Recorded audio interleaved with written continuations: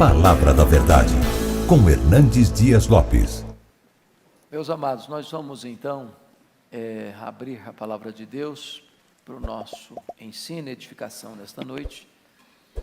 E eu convido você para abrir então em Colossenses mais uma vez, agora Colossenses capítulo 3, e nós vamos fazer a leitura de 2 versículos. Hoje, diferentemente do que tenho pregado costumeiramente, porque o meu estilo de pregar é expositivamente, hoje eu não vou fazer um sermão expositivo, hoje eu vou fazer um sermão tópico. E é curioso que os estudiosos da homilética, alguns deles, verdadeiramente não gostam do sermão tópico. Isso levou talvez a maior autoridade viva atualmente em homilética, Dr. Haddon Robson, que é professor do seminário de Gordon, em Boston, Estados Unidos, diz que um pregador devia pregar um sermão tópico a cada 10 anos, e terminar de pregar e pedir perdão para Deus. Então eu estou nessa condição. Mas ele também chegou a dizer, por outro lado, que mesmo que você não esteja fazendo uma exposição, o seu sermão precisa ser bíblico nos pontos que aborda. Desta forma, mesmo sendo tópico, precisa ser expositivo, porque você não está expondo a sua ideia, você está expondo a palavra de Deus. Bom, então vamos ler 2 versículos. Primeiro, Colossenses 3, versículo 8. Está escrito o seguinte: agora, porém, despojai-vos igualmente de tudo isso: ira, indignação, maldade, maledicência, linguagem obscena do vosso falar. Chama a sua atenção para essa expressão, despojai-vos. Agora, versículo 12: revesti-vos, pois, como eleitos de Deus, santos e amados, de ternos afetos de misericórdia, de bondade, de humildade, de mansidão e de longanimidade. Então eu gostaria que você frisasse essa expressão, revesti-vos. Então hoje, na minha mensagem tópica, eu vou me prender a essas 2 palavras: despojai-vos e revesti-vos. Você tira um, bota outro. É como uma roupa. Você tira uma roupa suja e bota uma roupa limpa. Você tira aquilo que nós chamaríamos de um pecado, de um hábito, de uma atitude, de uma postura errada, e você adota uma outra atitude, uma outra postura, um outro comportamento correto. Então, o que é que nós precisamos deixar de ser e o que nós precisamos ser? Em outras palavras, nós estamos diante de um texto que exige de nós uma espécie de balanço, de avaliação. Como aqueles comércios mais antigos que fechava para balanço. Tem hora que você precisa fazer isso. Já dizia o pensador grego Platão, que a vida sem reflexão não é digna de ser vivida. A gente não pode ir levando a vida, empurrando a vida. Precisa parar, avaliar. O que eu estou fazendo está certo? A minha atitude é boa? A maneira como eu falo é adequada? A maneira como eu ajo é certa? A maneira como eu reajo abençoa as pessoas? A maneira como estou conduzindo a minha vida, está certo isso? Tem coisas que você precisa ter coragem de tirar, de despojar, de arrancar de você. E tem outras coisas que você precisa incorporar na sua vida, adotar na sua vida, acrescentar à sua agenda. Então, a vida cristã é constantemente uma ação de despojar e de revestir, de despojar, de revestir, de despojar e de revestir. A pergunta hoje é essa: o que é que eu devo tirar da minha vida? A outra questão é: o que é que eu devo acrescentar à minha vida? Então, para não ter nenhum desequilíbrio, eu vou mencionar 6 coisas que nós devemos despojar. Como roupa suja, você tira e bota no canto. E depois nós colocaremos 6 coisas que nós devemos vestir, nos revestir e agregar à nossa vida. Então, primeiro ponto, o que precisamos deixar de ser. Primeira coisa que eu sugiro a você, à luz do texto, à luz da palavra de Deus, você precisa deixar de ser uma pessoa intolerante. Você conhece gente intolerante? Já viu alguma? Já se olhou no espelho?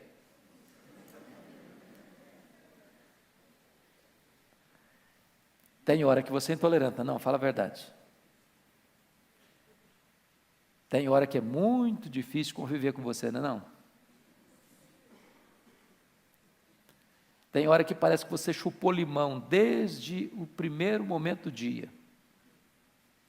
E às vezes você é intolerante dentro da sua casa. Polido com os de fora, amável com as pessoas de fora, mas em casa, duro no trato, rude nas palavras, semblante fechado. A Bíblia fala de um homem chamado Nabal. Ele era um cara rico, tinha muitos bens, tinha uma mulher bonita, tinha vários filhos. Mas a Bíblia diz que ele era duro no trato e ninguém podia falar com ele. Abria a boca, criava dificuldade. Há pessoas que são assim, elas criam dificuldade onde chegam. Abrem a boca, em vez de resolver problema, criam mais problema. Então eu quero dar um conselho para você, deixa de ser cri-cri.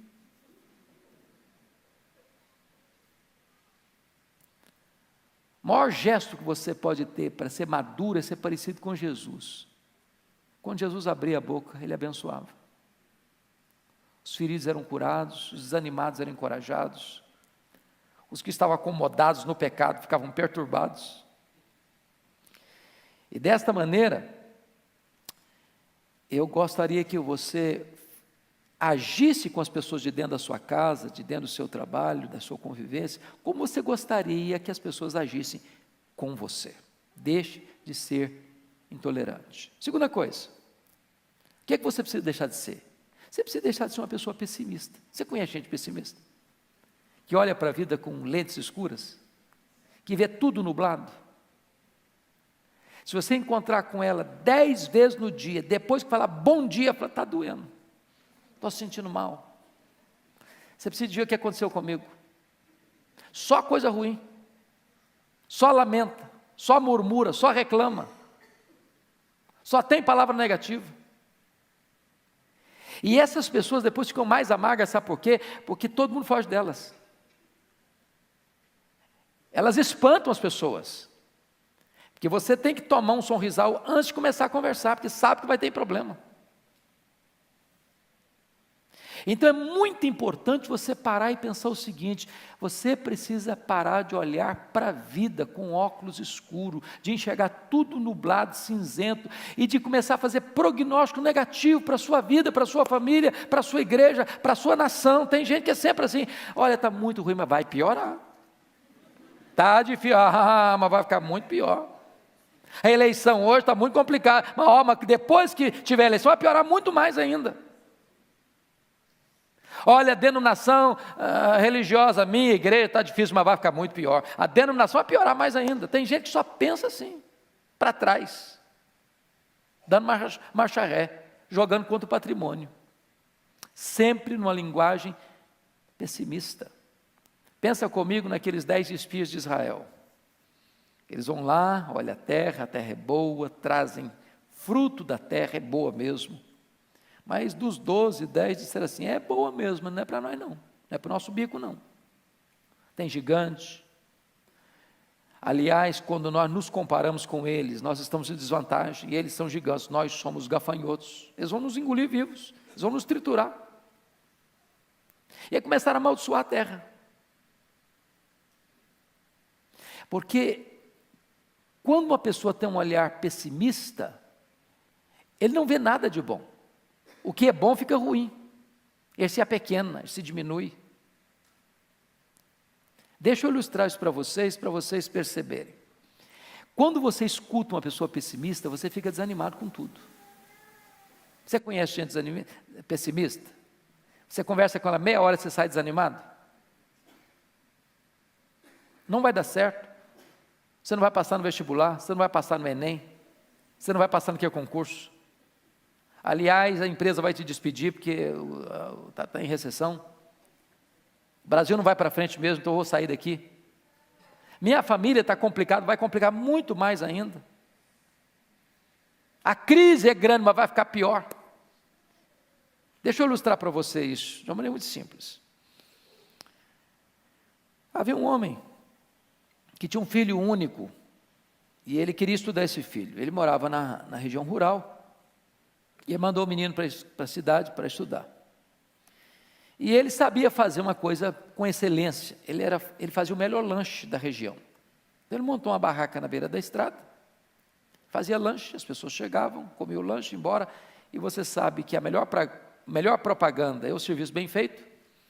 As pessoas começaram a vir, ele começou a ampliar. Daqui a pouquinho ele resolveu investir, montou a mini mercearia. Daqui a pouquinho começou a melhorar, a crescer um pouco mais. E ele estava muito animado. Um dia mandou uma cartinha para o filho dele. Falou: filho, eu estou tão animado, estou fazendo novos investimentos, a minha vida está indo para frente, estou tão feliz, etc e tal. Aí o menino mandou uma cartinha para ele: papai, o senhor não escuta rádio não? O senhor não vê televisão não? O senhor não está sabendo que a economia está abalada, que o país está em recessão, que é arriscado investir, que isso é muito perigoso? Aí o pai pensou: meu filho estuda na cidade, deve ser gente sabida, deve ser perigoso então, eu vou parar de investir. Parou de investir. Sabe o que aconteceu? Os clientes não chegaram mais. Aí o trabalho dele foi diminuindo. Aí a mercearia fechou.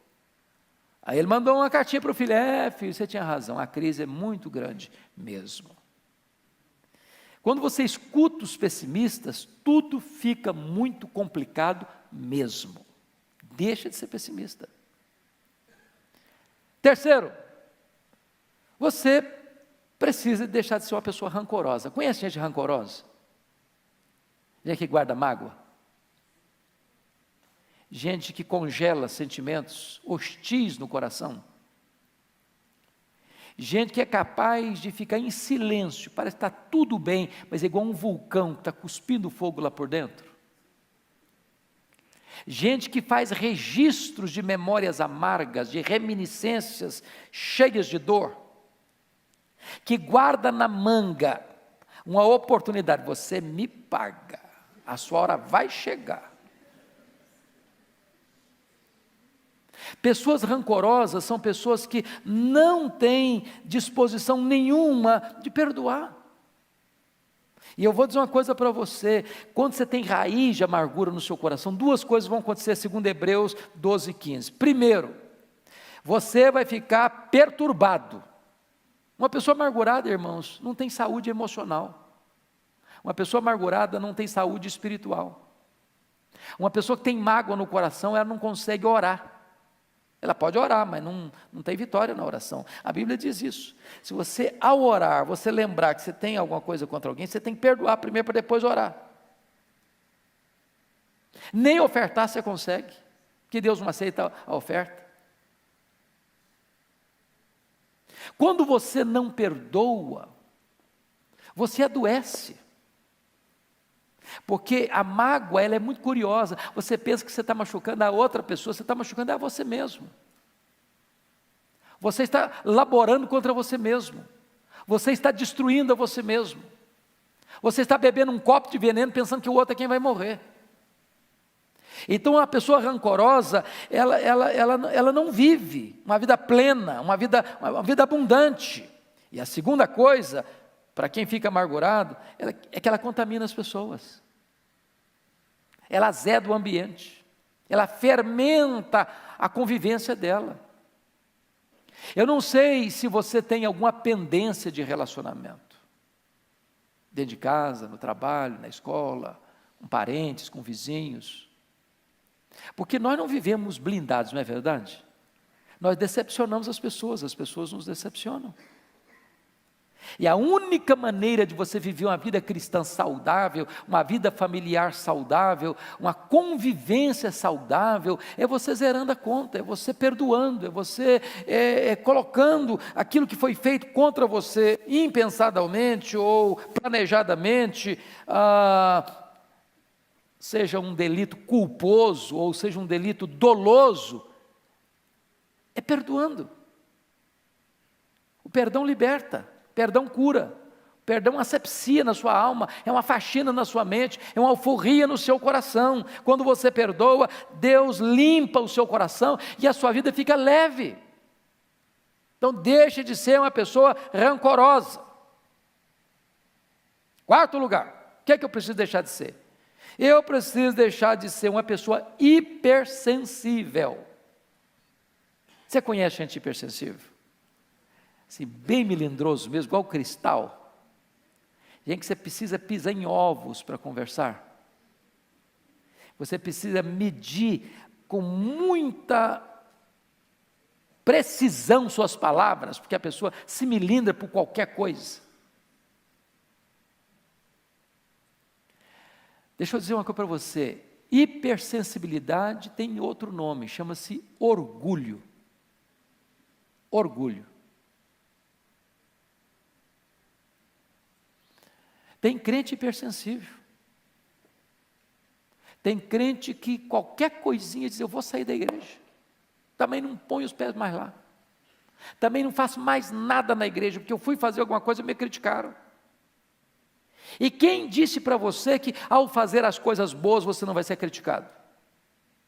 E quem disse para você que por estar fazendo as coisas certas você não vai ter oposição?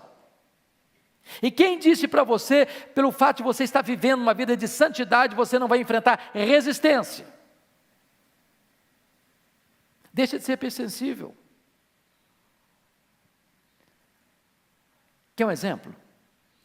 Vocês se lembram por que é que o rei Saul se desequilibrou emocionalmente?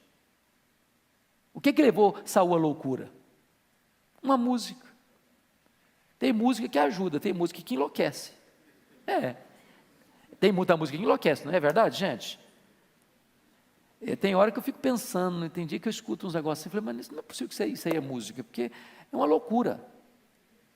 Mas houve uma música que ficou lá na parada de sucesso mais de uma semana, a música, e a música era essa: Saul matou os seus milhares, Davi matou os seus 10 milhares. Essa música adoeceu o coração do Saul. Por quê? Despertou nele uma hipersensibilidade. Puxa vida, tem gente que está sendo mais honrada do que eu, e eu sou o rei. Você conhece gente que fica constrangida quando o outro é mais honrado que ele? Quando ele queria ter recebido os lauréis, os louros, os aplausos, e é o outro que recebe? Você sabia que nós temos mais facilidade de chorar com os que choram do que nos alegrarmos com os que se alegram? Porque nós somos hipersensíveis, nós somos vaidosos, soberbos, orgulhosos e queremos tudo para nós, e quando o outro é honrado, nós nos sentimos machucados por dentro, feridos, por causa da nossa hipersensibilidade. Talvez você possa parar de pensar, ninguém lembra de mim, ninguém gosta de mim, ninguém se importa comigo, e começar a pensar no valor que Deus dá para você. Para mim não tem nada melhor para curar esse negócio aí de autoestima achatada do que você saber que Deus amou você. Deus escolheu você. Deus enviou o seu Filho para morrer no seu lugar. O Espírito Santo vem habitar dentro de você. Você faz parte da família de Deus, você é herdeiro de Deus. Seu nome está escrito no livro da vida. Você tem uma herança imaculada, imarcessível, gloriosa no céu. Quando você entende quem é você para Deus, acabou a hipersensibilidade. Na igreja não tem concorrência, na família não tem concorrência, nós não estamos concorrendo uns com os outros, nós somos parceiros. Se um membro é honrado, diz a Bíblia, todos se alegram com ele. Se um membro sofre, todos choram com ele. Portanto, nós não estamos aqui medindo na feira da vaidade quem de nós recebe mais aplausos. Nós estamos aqui servindo a Deus e uns aos outros. Isso traz cura para a nossa alma. Quinto lugar, o que você precisa tirar? Deixar de ser Você precisa deixar de ser uma pessoa incrédula. Sabe o que é a pessoa incrédula? É aquela pessoa que aposta no fracasso. Ela tem certeza que vai dar errado mesmo. Ela não acredita que o que Deus falou vai acontecer, que o que Deus prometeu, Ele vai cumprir. É aquela pessoa que já parte do pressuposto que não vai dar mesmo. É por isso que a ordem mais repetida em toda a Bíblia é esta: não temas, não temas, não temas, não tenha medo. O que Deus falou, Ele vai cumprir. O que Deus prometeu, Ele vai fazer. Então você não pode duvidar no seu coração, você não pode ter um coração incrédulo, você precisa ter um coração crente, confiante. Eu não estou falando, obviamente, meus irmãos, daquele negócio de autoajuda, que eu cruzo as pernas, e eu digo para mim mesmo, entro para dentro da caverna da minha alma, e não, vai dar certo, vai dar certo, vai dar certo. Não, não estou falando disso não. Eu estou falando de você crer que Deus é verdadeiro, que Deus é confiável, que Deus é fiel, que a sua palavra não cai por terra, que a sua promessa vai se cumprir, e você precisa acreditar que o que Deus fala na sua palavra, Ele é poderoso para cumprir. É por isso que a Bíblia diz que sem fé é impossível agradar a Deus. O que é que você precisa começar a crer de novo? Não acredita mais, tem que não acredita mais na vida, no casamento, na família, na igreja, nas promessas. É preciso reavivar a fé. Para reavivar a fé, você precisa da palavra de Deus. Porque a fé não vem pelo milagre, a fé vem pelo ouvir e ouvir a palavra de Deus. Último lugar, sexto lugar. O que é que você precisa deixar de ser? Você precisa tirar, despojar. Você precisa deixar de ser uma pessoa descomprometida com Deus e com a sua igreja. Desculpa da expressão, deixe de ser um crente fajuta, meia boca. Você conhece crente que é turista? O pastor John, lá da igreja da Coreia, esteve aqui, eu achei bonito o que ele falou. Ele disse que na igreja lá da Coreia, ele tem 4 fases de discipulado. Fase D, fase C, fase B, fase A. A primeira fase, a fase D, é aquele crente que vai à igreja de vez em quando. De vez em quando. Eu conheço crentes que vão à igreja no Natal, depois no batizado, ou no batismo de alguém, amigo, depois na Páscoa, no Dia das Mães, e está muito bom. Então a fase D é para esse camarada que vem, é um turista. A fase C é daquele camarada que vai para a igreja, até vai nos cultos, ele vai até nas reuniões de oração, mas não é comprometido. Ele vai, assenta, escuta e vai embora. Ele não lê Bíblia, ele não ora, ele é um frequentador de igreja, um esquentador de banco. A fase B é daquela pessoa que é assídua, que está presente, que lê sua Bíblia, que faz oração, que participa da reunião de oração, mas também não tem ministério na igreja. Ele não ensina ninguém, ele não discipula ninguém, ele não ajuda ninguém, ele não visita ninguém, ele não vai orar com ninguém, ele não se interessa em trazer ninguém. É ele, a vida é ele, eu estou me cuidando bem, mas que os outros se virem. A fase A é aquela pessoa que está presente e que se prepara, e que instrui, e que aconselha, e que visita, e que ora, e que socorre, e que abençoa, e que contribui. É aquela pessoa engajada e envolvida. É preciso que você se comprometa. Quer ver outra coisa?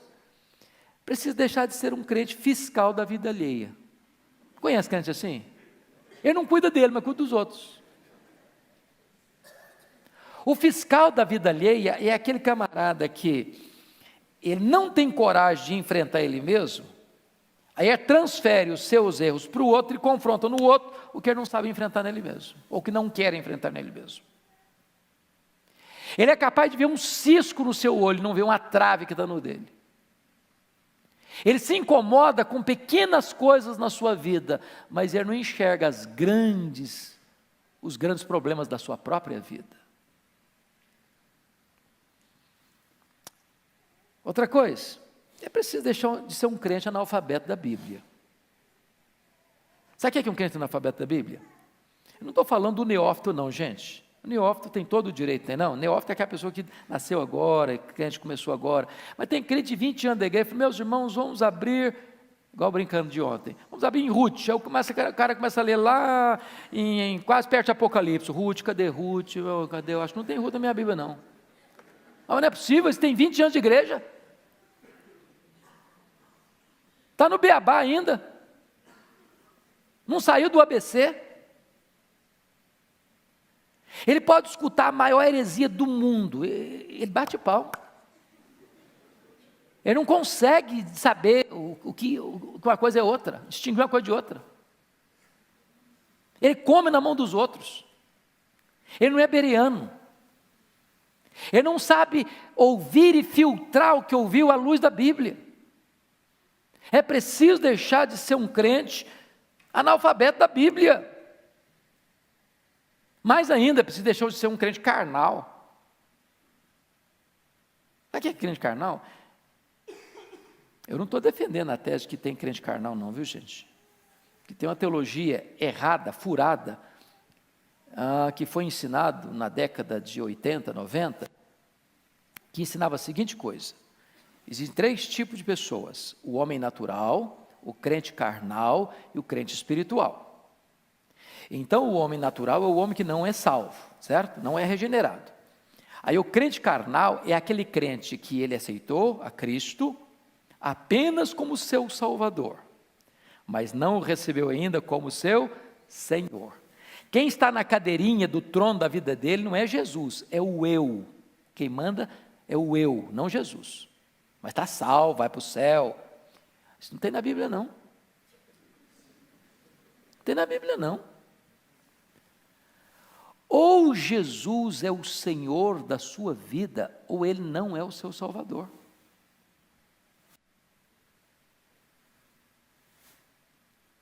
Não tem desse negócio de crente meia boca, crente mundano. Deus não nos salvou no pecado, Deus nos salvou do pecado. Então a única prova que você tem que você é um salvo é se você é santo. Não pense você que vivendo uma vida mundana, eu estou salvo, não, eu fui eleito, eu sou um eleito de Deus, eu posso ver do rei que eu quiser, porque estou garantido, coisíssima nenhuma. A única evidência que você é um eleito de Deus é se você é santo, é irrepreensível. Quem não ama a santidade é porque nunca nasceu de novo.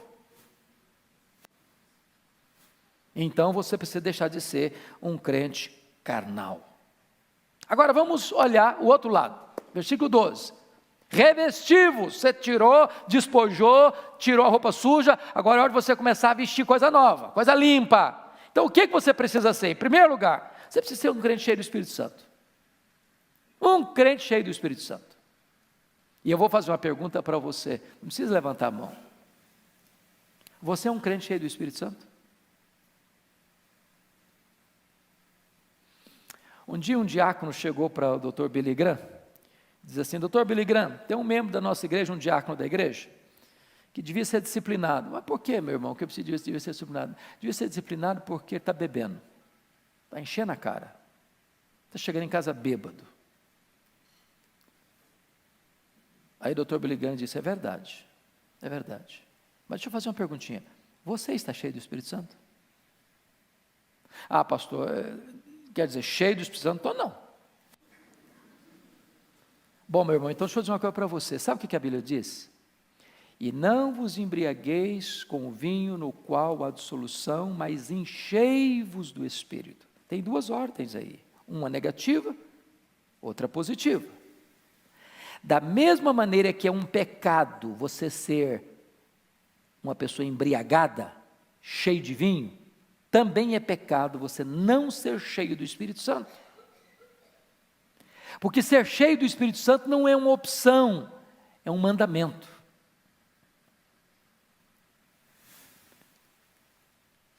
Portanto, não ser cheio do Espírito Santo é pecado.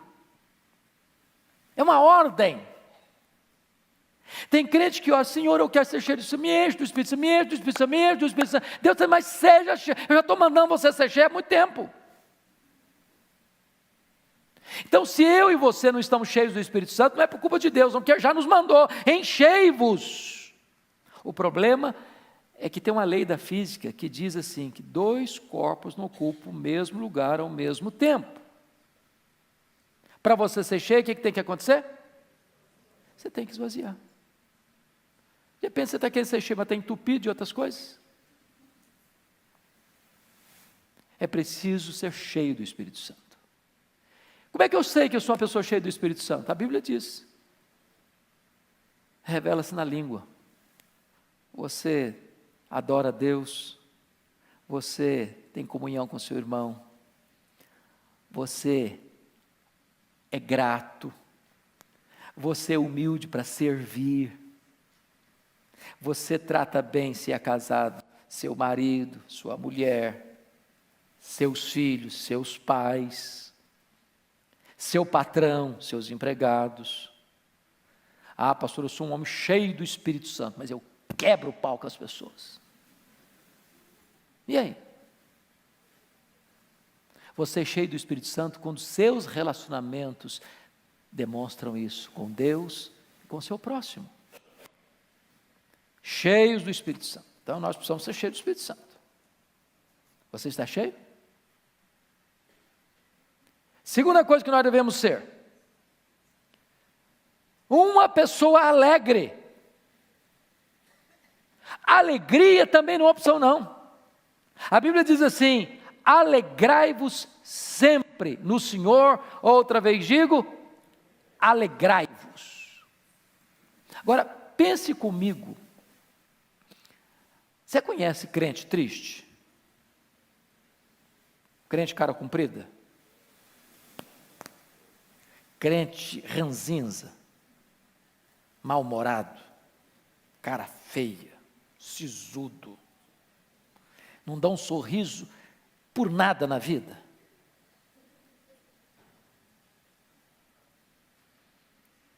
Meus irmãos, a alegria do Senhor é a nossa força, diz a Bíblia. A alegria é marca do crente. Jesus é a nossa alegria, diz o apóstolo. O fruto do Espírito é a alegria. O reino de Deus é a alegria. A ordem de Deus é alegrai-vos. A alegria é uma bênção. Você está num ambiente de alegria, é uma grande bênção.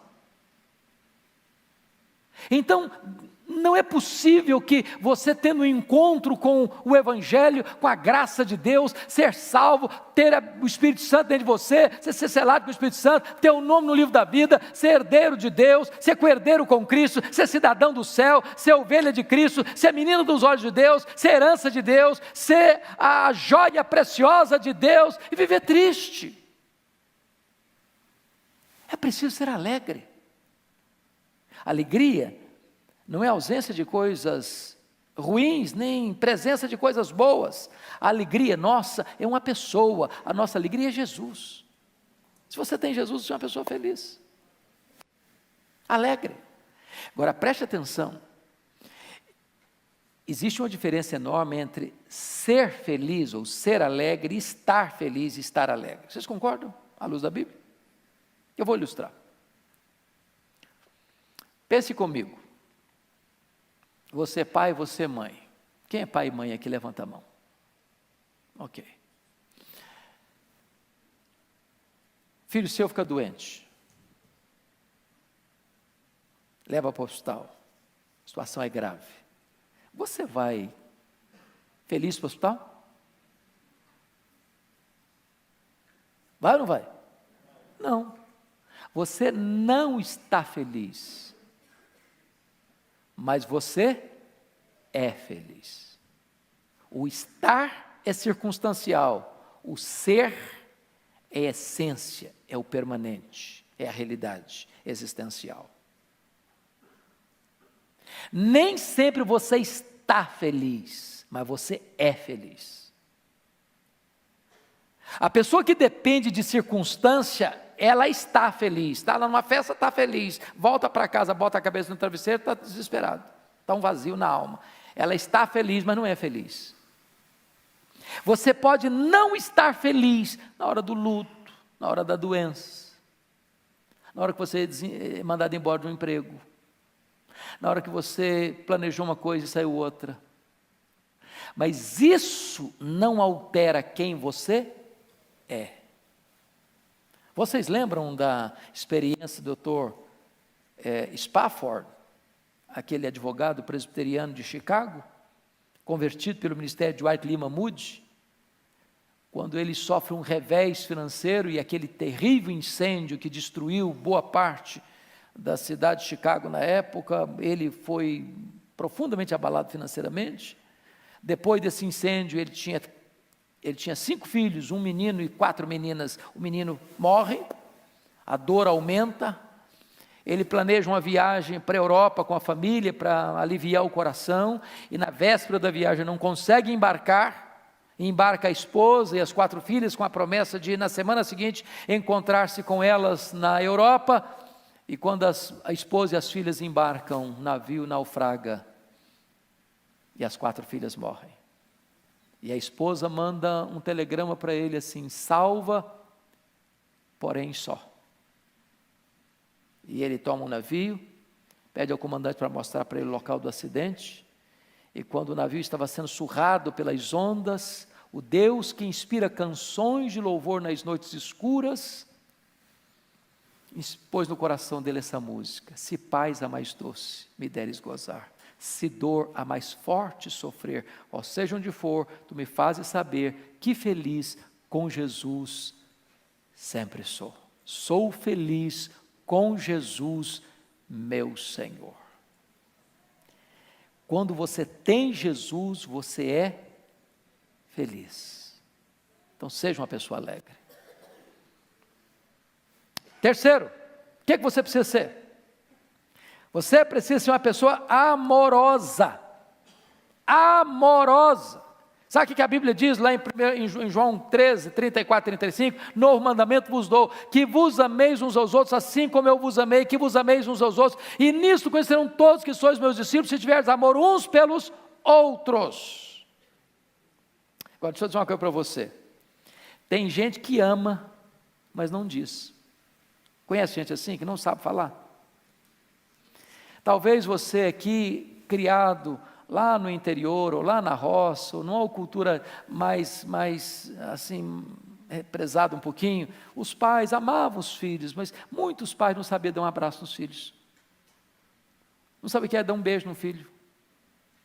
O filho cresceu da infância à fase adulta, nunca escutou do pai: meu filho, eu te amo. Nunca. Embora saiba, ou sempre soube, que o pai amava.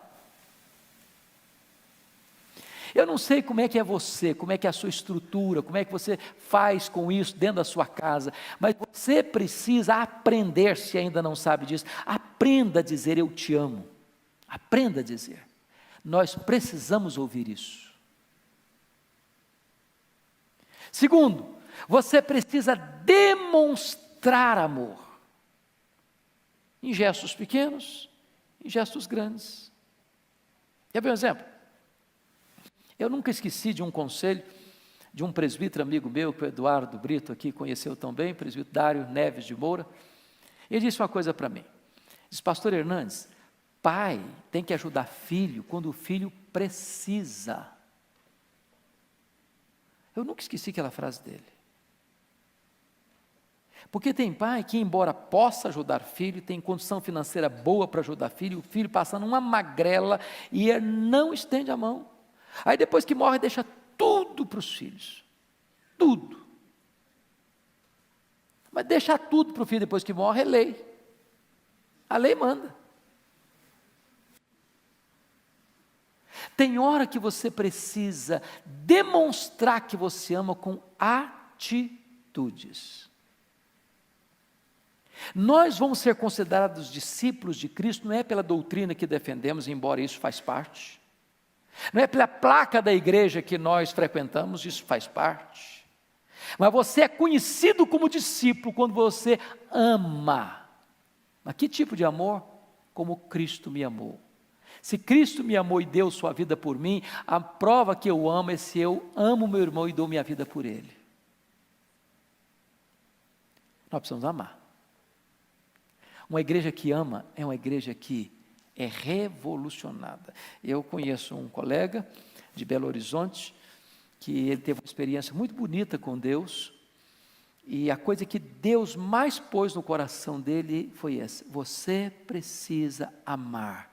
E a igreja que você é pastor precisa ser conhecida na cidade como uma igreja que ama. E esse pastor um dia me disse o seguinte, que ele voltou desse encontro, onde ele teve essa experiência linda com Deus, e já nos primeiros meses, ele começava a pregar, e as pessoas começavam a chorar nos bancos, e ele sentia que alguma coisa diferente estava acontecendo.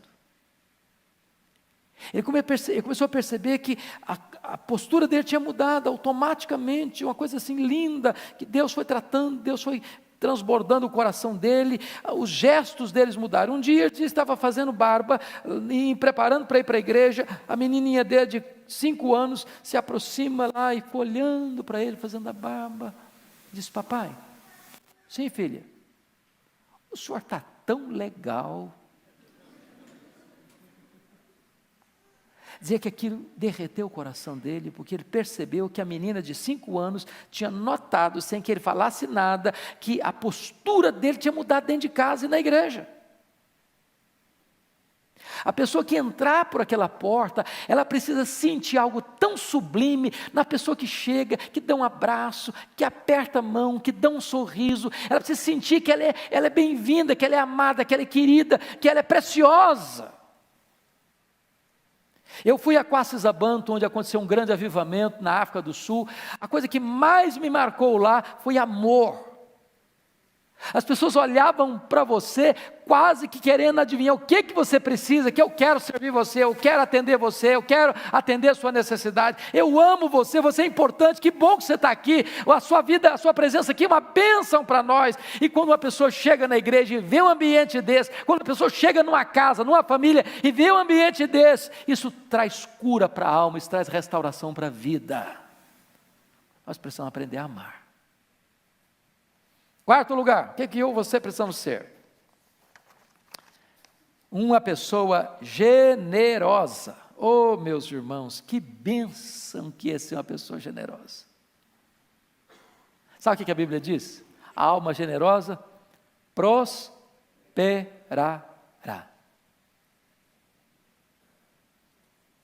Generoso. A Bíblia diz que quando você dá ao pobre, a Deus você empresta. Qual o maior problema que você e eu temos para sermos generosos? A síndrome de dono. Se eu acho que o que está na minha mão é meu, eu quero para mim, para o meu deleite. Quando você entende que tudo é de Deus, e você é mordomo de Deus, e Deus é generoso, você vai ser generoso com o que é de Deus. Você vai administrar o que é de Deus, agindo como Deus agiria, porque tudo é dele. Eu não sei se você tem, e nós precisamos, às vezes, deixa eu lhes dizer isso, às vezes nós ficamos preocupados, porque existem extremos, né? Existe hoje as pessoas que estimulam as pessoas a dar, porque elas é que querem receber. É a teologia da prosperidade. Você dá para a igreja, você vai receber 10 vezes mais. Então, isso que dá para a igreja, dá para o pastor, e o pastor embolsa, e a igreja é uma empresa, e ele é o dono dessa empresa, e aí você tem megas empresários religiosos. E aí a gente quer fugir desse extremo. Mas nós precisamos entender uma coisa, o princípio bíblico é correto, a motivação precisa ser santa. Mas quando você semeia, você colhe.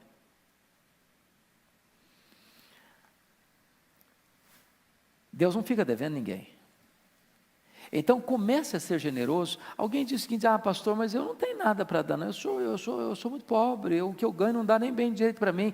Deixa eu dizer uma coisa para você: ninguém é tão pobre que não possa dar, e ninguém é tão rico que não possa receber.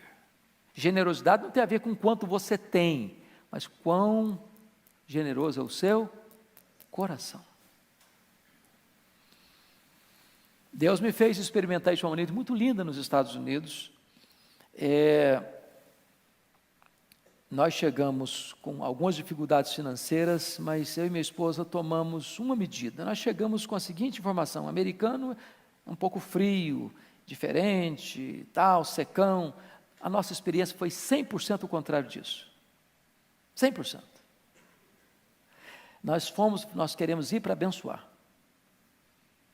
Minha esposa cozinha muito bem, graças a Deus, eu fico muito feliz por isso. Que eu faço um ovo cozido, que é uma coisa espetacular.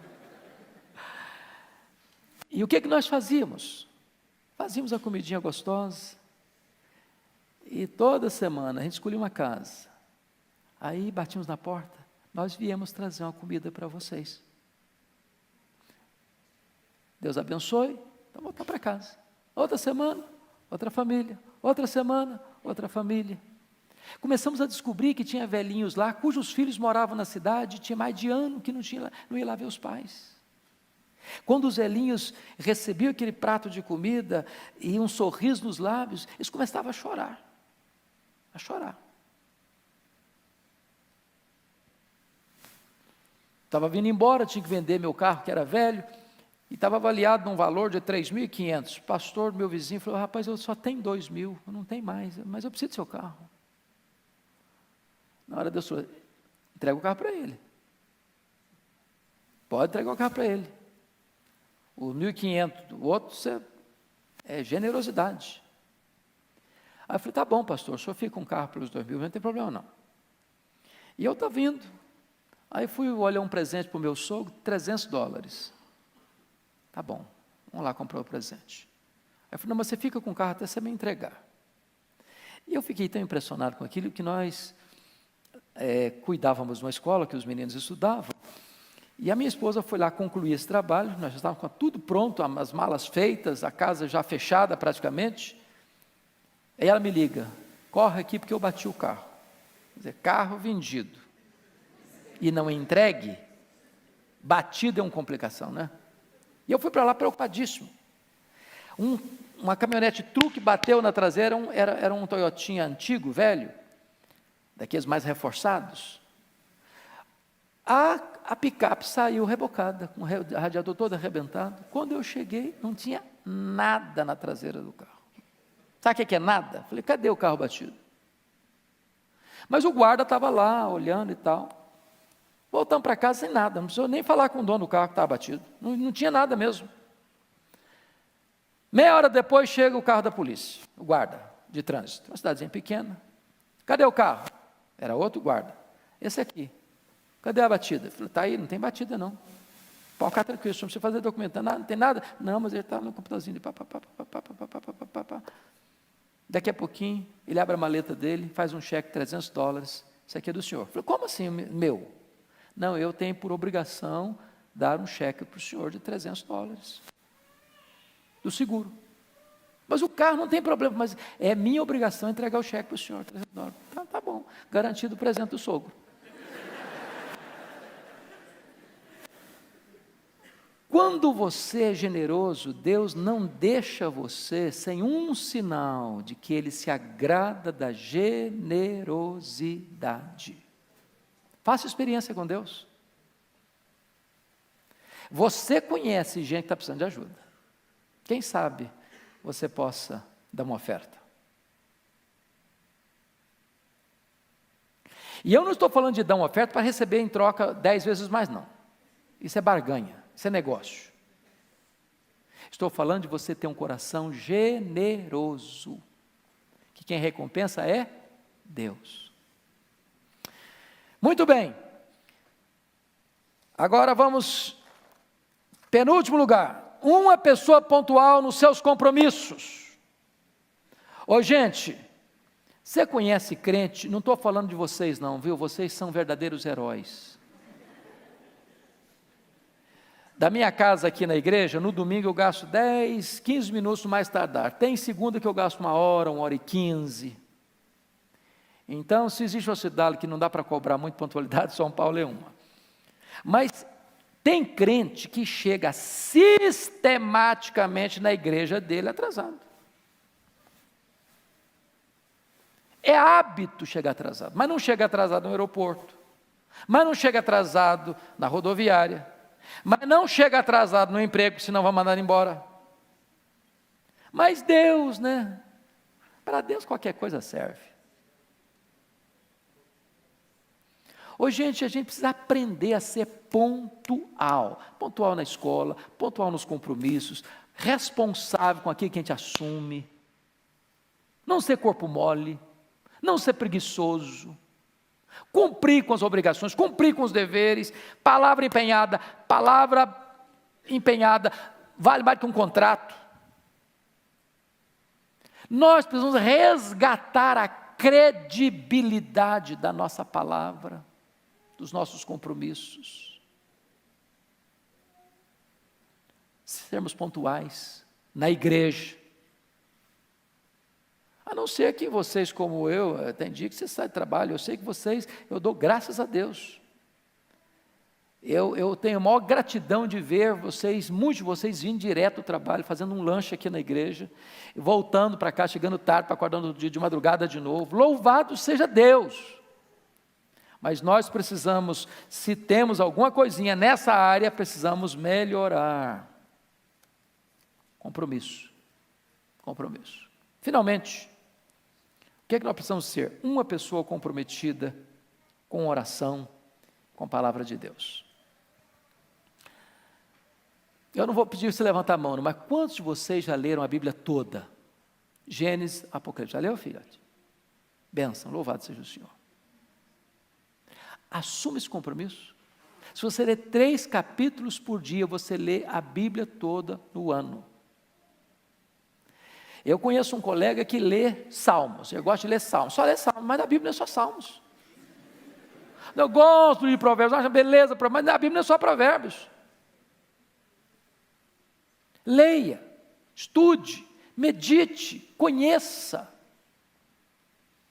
Porque nós estamos num mercado religioso com muitas ideias, com muitas teologias, com muitos ismos, com muitas tendências, com muitas vozes estranhas, com muitas trombetas soando com sonido incerto. Se você não conhecer Bíblia, você vai engolir veneno pensando que está comendo pão.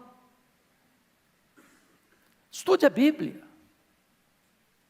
E eu vou lhes dar e eu quero terminar aqui, eu vou contar para vocês a minha experiência, marcou minha vida.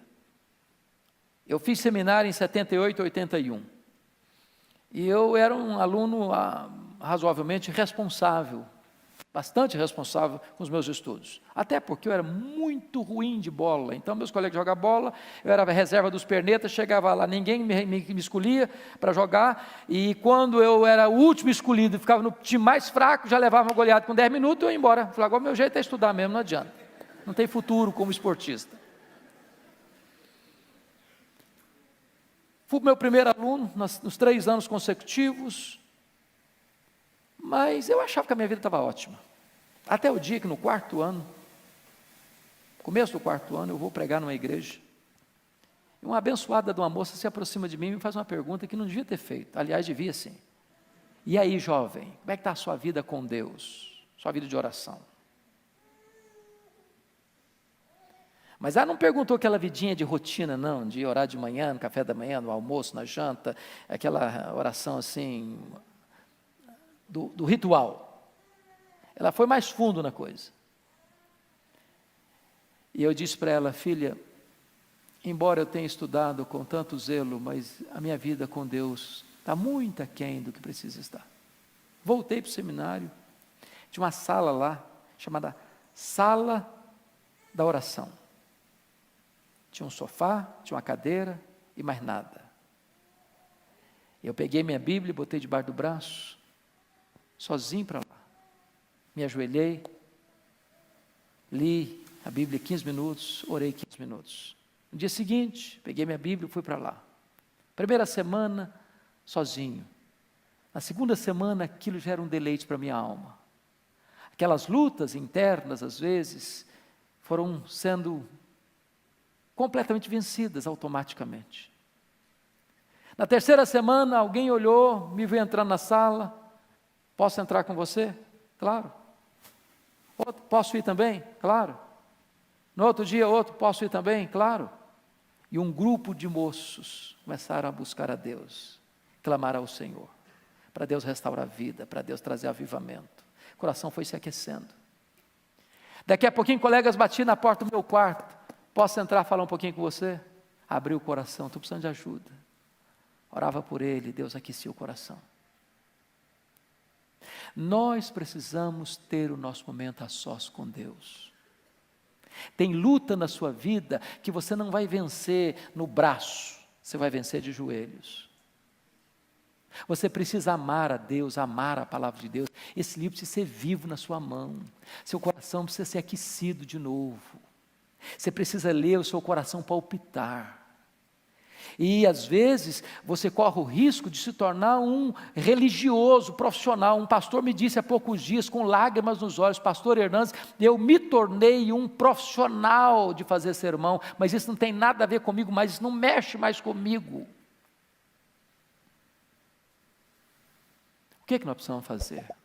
Pedir que Deus produza amor no nosso coração, pela palavra, pela oração. Que Deus nos ajude a tirar o que precisa ser tirado e a colocar o que precisa ser colocado na nossa vida.